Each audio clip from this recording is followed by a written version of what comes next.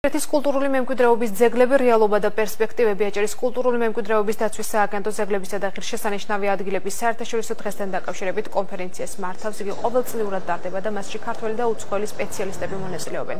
ისინი ერთმანეთს საკუთარ გამოცდილებას უზიარებენ და კულტურული მემკვიდრეობის კუთხით არსებულ გამოწვევებზე მსჯელობენ. აჭარის კულტურული მემკვიდრეობის დაცვის სააგენტოს ინფორმაციით წელს კონფერენციის თემებია ეთნოლოგია, ისტორია და ფოლკლორის სხვადასხვა დარგობრივი მიმართულებები.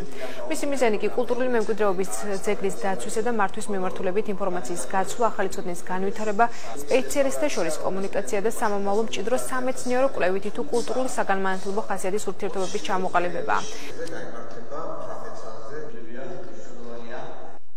ამ მომენტისთვის ჩვენი ჯგუფი მუზეუმში არსებული ექსპონატების გაციფრულებაზე ვმუშაობთ, რაც მოიცავს დასკანერებას და 3D ვიზუალიზაციას. გარდა ამისა, ვიზიტორებს მუზეუმში საშუალება მიეცემათ გაეცნონ ჩაის დამზადების კულტურას, რომელიც ლაუჯინჯომ საქართველოში ჩამოიტანა. დღეს ჩვენი კონფერენციის მიზანი არის შავიზღვისპირეთის კულტურული მემკვიდრეობის რეალობა და გამოწვევები.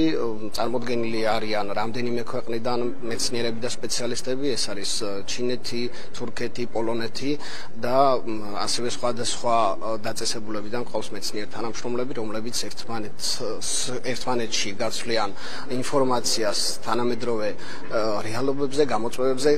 წელევანდელი ღონისძიების მთავარი გამოწვევა არის კატასტროფები და კონფლიქტების დროს მემკვიდრეობის მართვა და საგანგებო სიტუაციების დროს ასევე შესაბამისი ზომების მიღება. ბოლო 15 წელია ევროკავშირში შემოვიდა ესეთი ტერმინი კულტურის ეკონომიკა და კულტურის ეკონომიკაში უდიდესი წვლილი შეაქვს ძეგლებს. შესაბამისად ამ საერთაშორისო გამოცდილების გაზიარება და შემდგომში თანამშრომლობა ჩვენი რეგიონისთვის არის უმნიშვნელოვანესი, ვინაიდან 300-მდე ძეგლია აჭარაში და მათი მოვლაპატრონობა და შემდგომი განვითარება მეტწილად დაკავშირებულია ესეთ საერთაშორისო თანამშრომლობასთან. კულტურული მემკვიდრეობა ეს არის ჩვენი კოლექტიური მეხსიერება, ჩვენი იდენტობის საყრდენი, რომელიც ჩვენს წარსულს აკავშირებს მომავალთან. შესაბამისად ძალიან მნიშვნელოვანია მსგავსი სემინარების ჩატარება, მით უმეტეს თუ გავითვალისწინებთ იმას, რომ თემატიკა ეხება შავიზღვისპირეთის რეგიონში არსებულ კულტურულ მემკვიდრეობას და თუ გავითვალისწინებთ იმასაც, რომ ამ რეგიონში კულტურული მემკვიდრეობა